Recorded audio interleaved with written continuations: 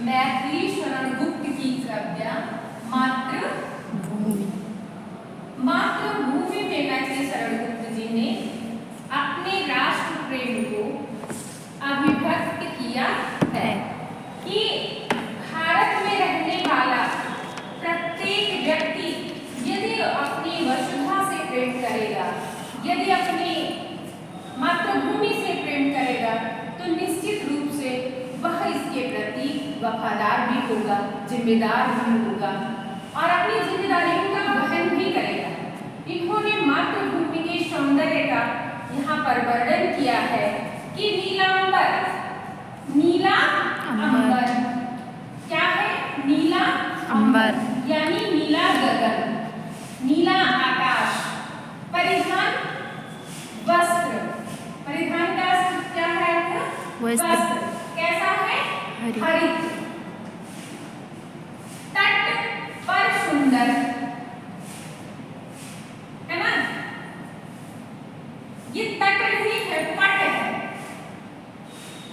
क्या है? पट। पट। उसका जो वस्त्र का कपड़ा है वो कैसा है? पट। हरित। हरित, हरित से तात्पर्य क्या है? हरा। सूर्य चंद्र युग मुकुट, और सूर्य और चंद्र उसके क्या है? युग मुकुट। किरीट है।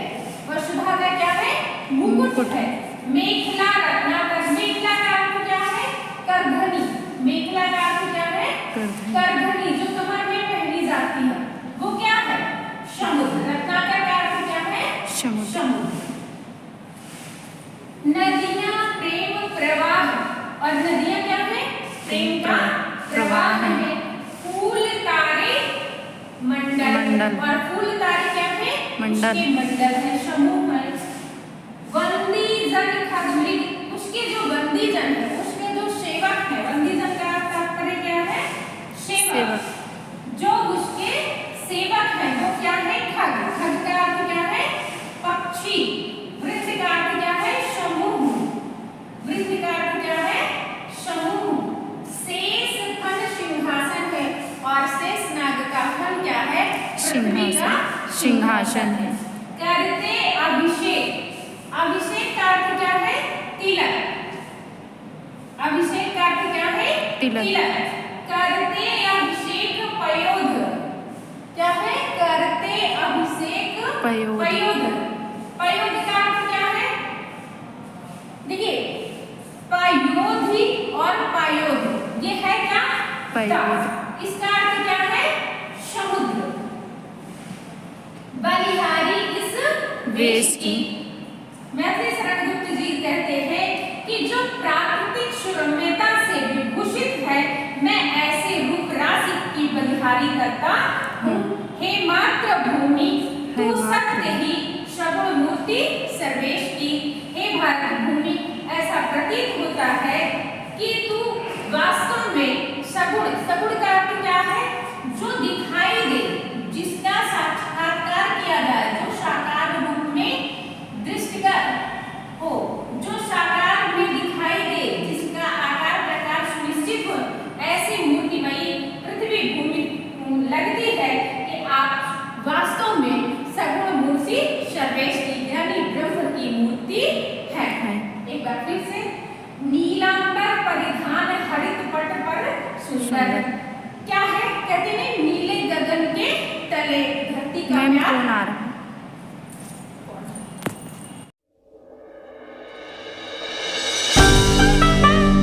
नीलांबर परिधान हरित पट पर सुंदर है। ये नीले आकाश के नीचे हरा वस्त्र पहने, हरे वस्त्र से सुशोभित अत्यंत सुंदर दिखाई दे रही है। क्या दिखाई दे रही है? सूर्य चंद्रमा दिखाई कौन दे रही है? मातृभूमि। मातृभूमि। सूर्य चंद्रमा युग मुकुट, सूर्य चंद्रमा उसके पृथ्वी के क्या है? मुकुट है। उसके शीर्ष पर सुशोभित है। मेखला रत्नाकर है, और उसकी कमर का धनी कौन है? समुद्र है। नदियां प्रेम प्रवाह है, नदियां उसके क्या है? प्रेम का विस्तार है।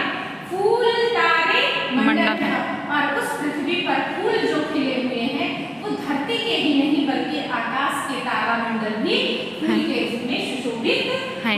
सेवक पक्षी समूह, बंदी जन खगवृंद, और जो सेवक का कार्य कर रहे हैं वो सारे कौन है? पक्षी समूह। शेष फल सिंहासन है, और शेष की मूर्ति क्या है? पृथ्वी का सिंहासन है। करते अभिषेक पयोध है, और उनका अभिषेक क्या करते हैं? पयोध है ना, उनका राज्याभिषेक करते हैं बलिहारी इस वेश की। ऐसे सुंदर साकार सगुण आकर्षक स्वरूप की मैं बलिहारी जाता हूँ, मैं अपने आप को इस सुंदर स्वरूप पर न्यौछावर करता हूँ। हे मातृभूमि, तू सत्य ही सगुण मूर्ति सर्वेश्वरी। हे मातृभूमि, आपको देख करके ऐसा प्रतीत होता है कि वास्तव में ईश्वर की आप साक्षात मूर्ति है। अगला आप देखिए,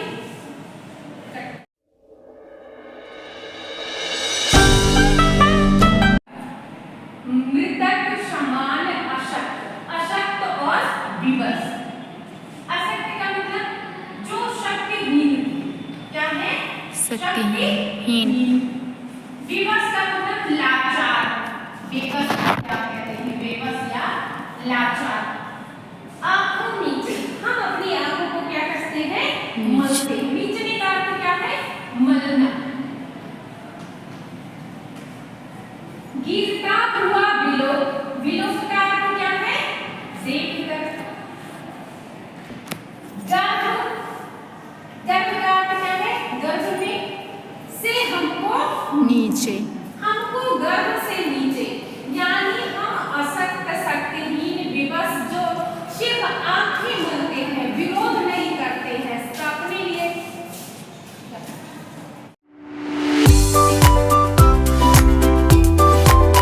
गर्भ से हमको नीचे, हम दिनहीन, लाचार, विवश लोगों को जो अपनी अकर्मण्यता को सिर्फ रोने से प्रकट करते हैं, ऐसे हमको गर्भ से गिरता हुआ देखकर करके कृपा हमें अवलंब दिया था। फिर माँ आपने मेरे ऊपर कृपा करके मुझे अपना क्या दिया था? अवलंब का अर्थ है सहारा दिया था। लेकर अपने अतुल अंत में, अतुल का अर्थ क्या है? जो अतुलनीय है, क्या है?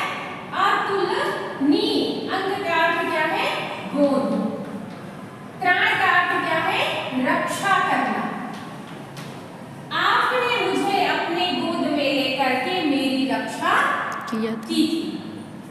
जो जननी की भी सर्वदा, जो मेरी जननी का अर्थ क्या है? माता।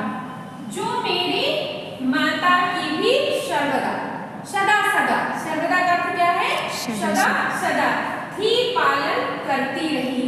जो उनका भरण पोषण यानी भोजन, जल, वायु सब पृथ्वी पर मिलता है, सब उनको मिलता रहा। तो क्यों न हमारी पूज्य हो हे पृथ्वी, हे मातृभूमि, फिर क्यों नहीं आप हमारे लिए पूजनीय है? क्यों? मातृभूमि माता मही, हे मेरी मातृभूमि, आप मेरे लिए पूजनीय है, श्रेष्ठ है, वरिष्ठ है, आप मेरी माँ के भी माँ के समान है। क्योंकि जब हम बेसहारा थे, भूखों मर रहे थे, कुछ भी मेरे लिए सहारा नहीं था, तब आपने मुझे अवलंब दिया था, मुझे सहारा प्रदान किया था।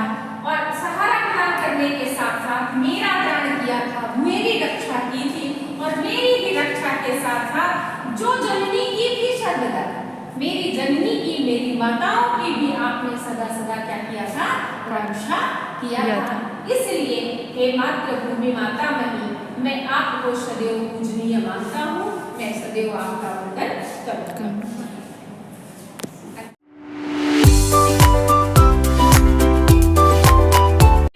जिसकी रज में, जिसकी का अर्थ है जिस मिट्टी में, और वो जिस मिट्टी का अर्थ है भारत भूमि की। मिट्टी कहाँ की है? भारत की भूमि की। रज का अर्थ क्या है? धूल में लोट लोट कर, यानी बच्चा धूल में क्या करता है? लुटता है। yes. धूल में सन गए हैं, धूल में लोट रहे हैं।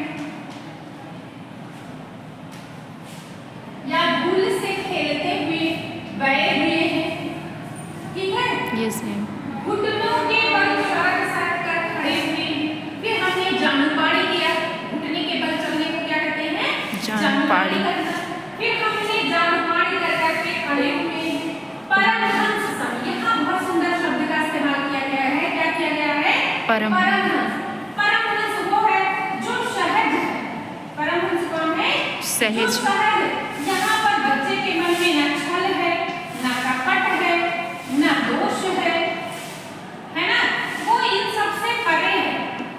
वो ये नहीं जानता है कि कौन अपना है कौन पराया है। और ऐसे के लिए क्या शब्द का इस्तेमाल किया गया है? परमहंस। परमहंस सम बाल्यकाल में सब सुख पाए। हर व्यक्ति मुझे प्रेम करता था, हर व्यक्ति से स्नेह मिलता था, कोई मेरा बुरा नहीं चाहता था, सभी भलाई और परोपकार के लिए आगे थे। जिसके कारण धूल भरे हीरे कहलाए। जिसके कारण हम धूल भरे हीरे कहलाए। हम खेले कूदे हर्षे। कभी हमको किसी से लड़ाई भी हो गई तो कुछ पल के लिए, सदैव के लिए नहीं, दुश्मनी नहीं बनी। हम खेले कूदे हर्षी। हर्ष का अर्थ क्या है? प्रसन्नता। प्रसन्नता से। हमने खेला कूदा कैसे? प्रसन्नता से।